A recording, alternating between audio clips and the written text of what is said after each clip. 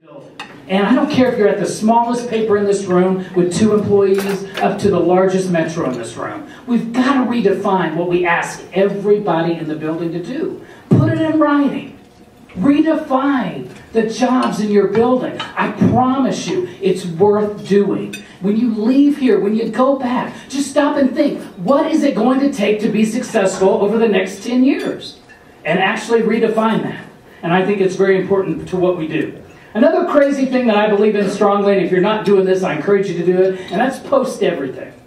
I think in this, whether it's the smallest paper again or the largest, we need to post our performance. We need to let our employees know what we're good at, what we're doing good and what we're doing bad. Whether it's sales performance, circulation performance, whether it's editorial page views, we've got to post that and let people see it and be aware of it throughout our buildings. So many times, even in the smallest buildings, we operate in such silos. And we've just got to really reopen ourselves and post everything, tell people what's going on. Another thing I just want to tell you that I encourage you to do is really look at changing the meetings. I mean, so many papers, every Monday morning we have this meeting, every Tuesday at 3 o'clock we have this meeting. I think we need to blow it all up and start over. Some of the crazy things we do that'll make you roll your eyes, I believe in doing things like daily sales meetings. I think you got to have a daily sales meeting to really generate the energy that's needed to be successful with all the competition we have. I think power hours, where people are actively selling aggressively, sitting in someone else's chair so they're not playing on their own computer. Things like that I think can be fun. I think newsroom meetings where you invite everybody in the building. That can scare you. But I think some of the best stories don't necessarily come from the newsroom. They can come from people who are out on the street, meeting, talking to others. So I encourage you to look at that. I think, too, we've got to inspect what we expect. And you hear that a lot. Number 5 would be inspect what you expect. I think all too often we don't really quiz our sales reps or ask our sales reps, are you reading the paper?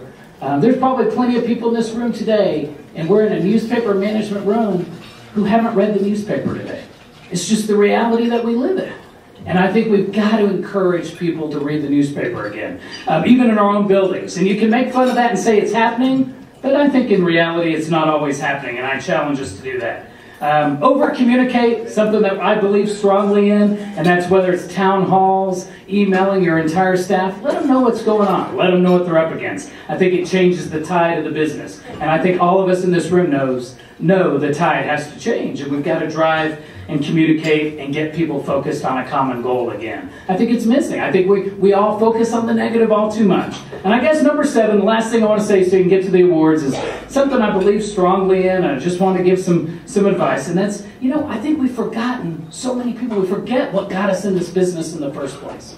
And for some of us, it's the thrill of closing a sale. It was exciting that first time, even if it was in the classified call room. When we'd make those dollars tick, we got excited. Or we were going out on a sales call and really touching a small business and making a change and an impact in their business. We got excited.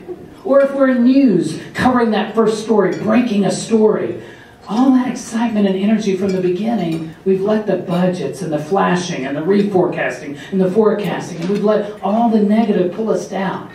And it's like we've got to get back to remembering what got us in this industry, what got us excited to be in this industry. And I think we've got to celebrate that, have fun with it. And again, can't say enough about just the gratefulness I have to everybody for welcoming me into the association so far. If there's ever anything the Review Journal or my staff can do for you, please let us know, or any of the papers that we have in this area. But again, so grateful to be here tonight. Hate to be the one to wrap it up so quickly, but I want to say sincerely, thank you for having me, and I look forward to working with you all to move Nevada forward. Thank you.